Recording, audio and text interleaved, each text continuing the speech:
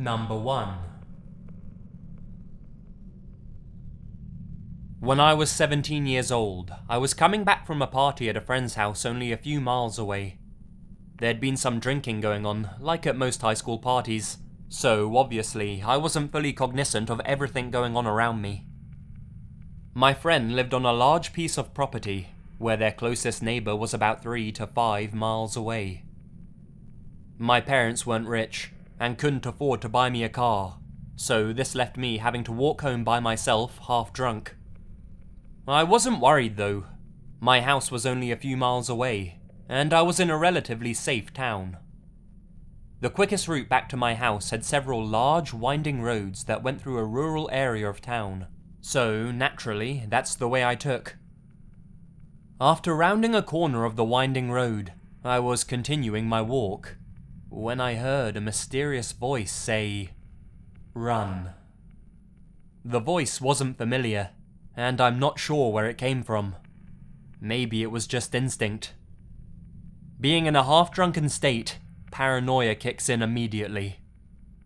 I run to the closest bush and I hid there for 5 minutes. After some waiting, I see headlights of a car coming around the corner. Was this what I was supposed to run from? Even if it wasn't, I stayed hidden.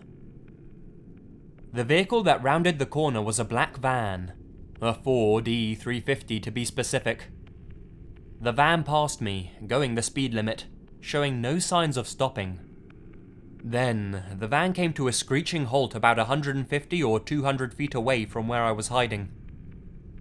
2 guys hopped out of the van and started searching the area frantically. I wondered if these guys had been following me. I slowly started to quietly move from bush to bush, trying to get a distance away from the vehicle. The guys kept searching, and I had managed to quietly move another 100 feet away. Even though I had moved further away, these guys kept getting closer and closer to the bush I was hiding behind. When they were about 25 feet away, I heard one of them say something along the lines of, "Forget it, we'll just find another one." That statement made a tingle run down my spine. Eventually, they loaded back up into the van and drove off. I waited half an hour to make sure they were gone.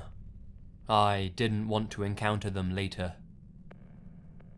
I eventually made my way back home safe that night, dazed and confused about what had happened.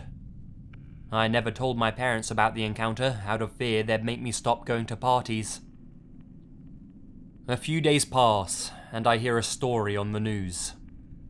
A couple of guys had been cruising around in a black van, picking up teenagers in rural areas and killing them with axes. They killed 2 other teenagers before they were discovered in my town. I wondered if maybe they had killed more in other states as well. Either way, I narrowly avoided being chopped up because a voice told me to run. Number 2. I'm an Australian female, and over here, the legal drinking age is 18. The week I turned 18, my BFF and I went on a clubbing bender. Being poor, we tried to get as drunk as possible beforehand on boxed wine, or goon sacks as we call them here in Oz. Once we were out, we relied heavily on donations to keep us drunk. The most generous drink givers always tend to be male, I find. That's just a free tip. Anyway, there was a park near where me and my friend were planning on heading out to.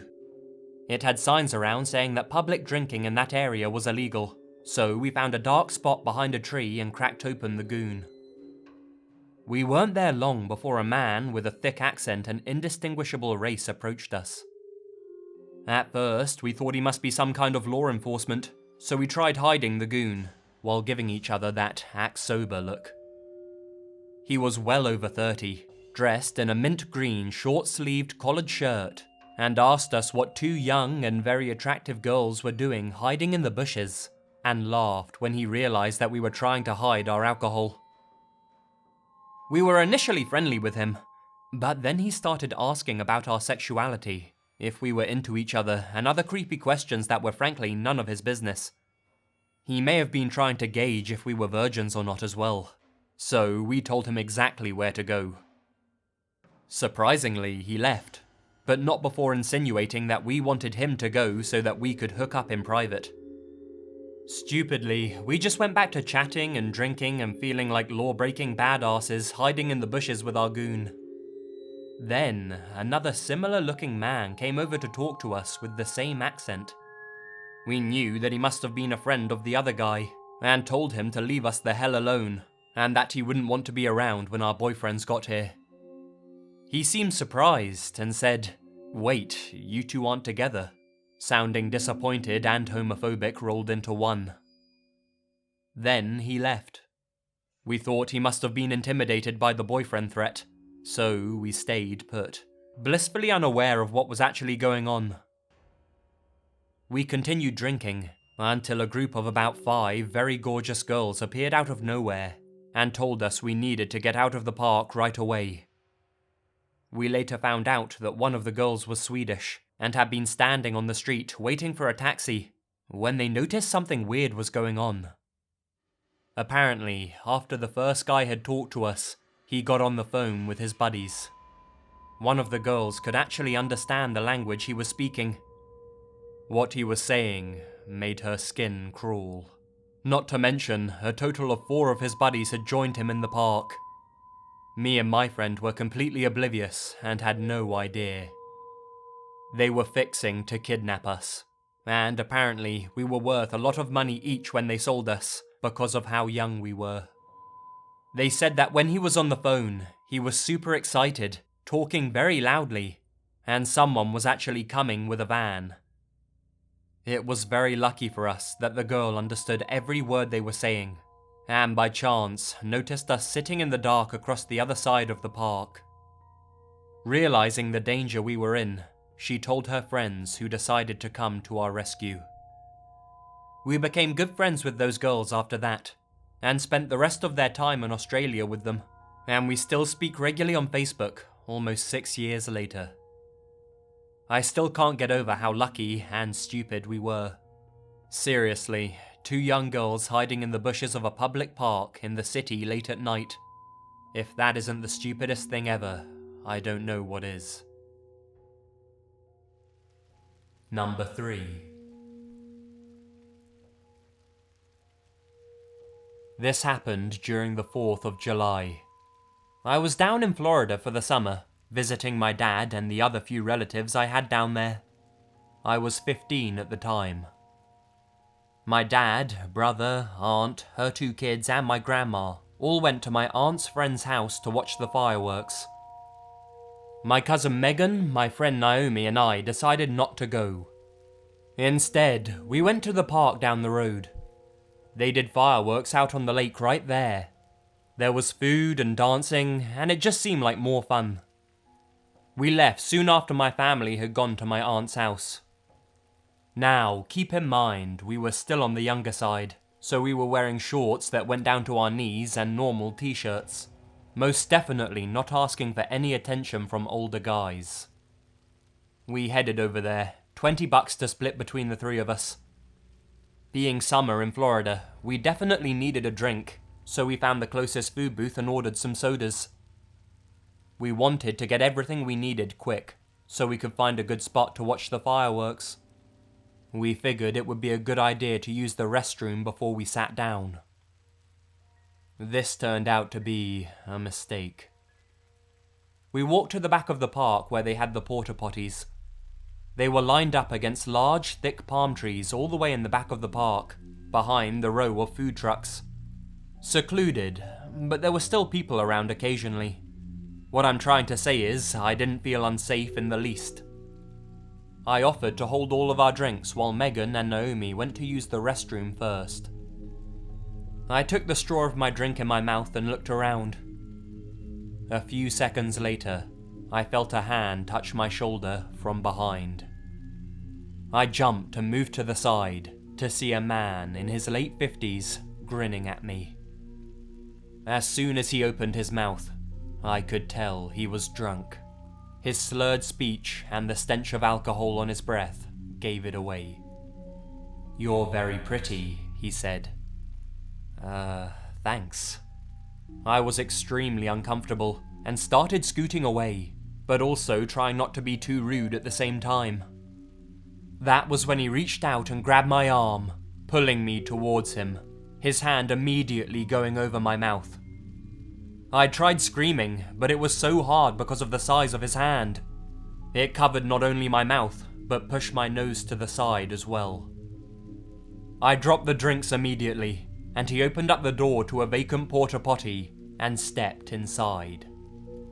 He tried pulling me in, but between him being drunk, me thrashing around, and the porta potty being slightly raised off the ground, he started falling to the side. This caused him to release me while he tried to catch his balance. I scrambled out of the porta potty, and Megan and Naomi came out at the same time. They saw the fear that was plastered on my face, and heard the intoxicated yelling coming from the porta pots. We immediately ran out into the large crowd of people, losing the man pretty quickly. Hysterically, I explained to them what had just happened, and we found a police officer who was patrolling the park. I gave him all of the information I could, as well as my number, and he assured me that he would do everything he could to find him. 2 years later, and I still haven't heard anything about it. I seriously hope he never tried that again.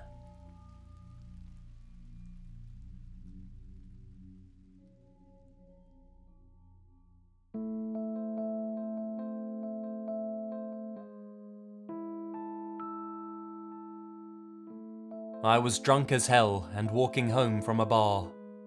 Between the bar and my house is a pretty large pioneer cemetery. Lots of old graves, big trees, and generally a creepy place.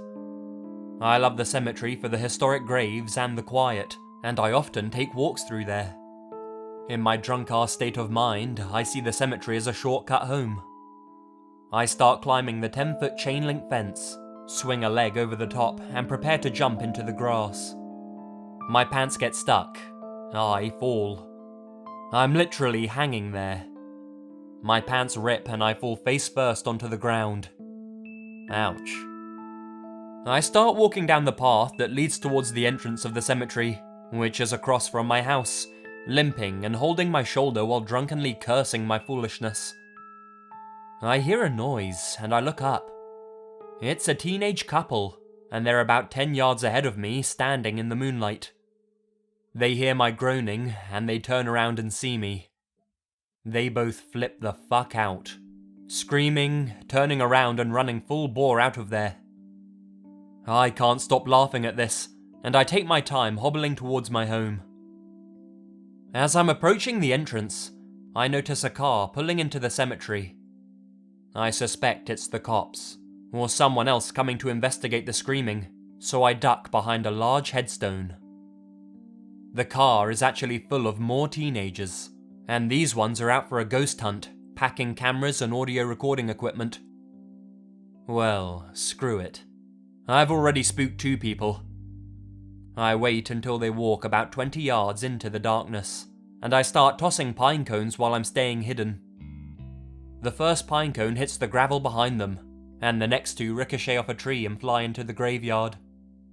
All of the kids freeze and look at each other. Perfect. I toss one more cone, and I start making the most evil cackling laugh I could manage. These kids flip the fuck out and run to the car, peel out, and flee. I stumble into my house, laughing my ass off and enjoying a celebratory joint. I know I'm an arsehole, but I just had to fuck with those kids. I mean, come on. How could you not?